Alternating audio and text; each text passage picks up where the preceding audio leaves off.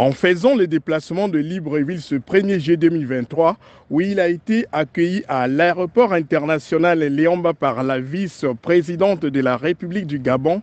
Rose Christiane Osuka Rapanda, le président congolais Denis Sassou Nguesso est venu jouer sa partition dans les discussions sur les questions d'intégration sous-régionale avec la tenue de la 23e session ordinaire de la conférence des chefs d'État et de gouvernement de la CAC. Au menu des travaux de ce sommet, auquel participent 8 chefs d'État et les représentants des organisations régionales et internationales, figure en bonne place le financement de l'organisation avec l'examen et la validation des textes d'application du règlement financier révisé de la CAC relatif aux règles budgétaires et comptables.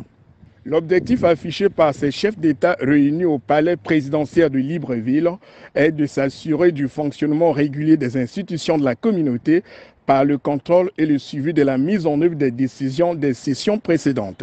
Après la photo de famille, la session s'est ouverte par une série d'allocutions qui ont réaffirmé l'importance du terme de cette rencontre, à savoir relever les défis du financement de la communauté pour accélérer le processus d'intégration de la région Afrique centrale et soutenir la mise en œuvre de sa réforme institutionnelle.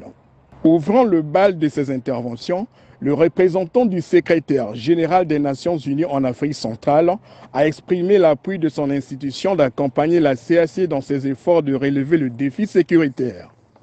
Le président de la Commission de l'Union africaine, Moussa Faki Mahamat, de son côté, a émis le vœu de voir ce sommet déboucher sur les mesures concrètes permettant à la CAC de jouer pleinement son rôle dans le processus d'intégration régionale.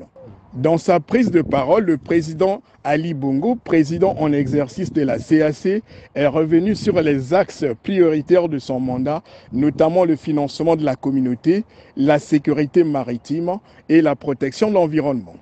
Il a réaffirmé sa volonté de poursuivre ce chantier. Après la cérémonie d'ouverture,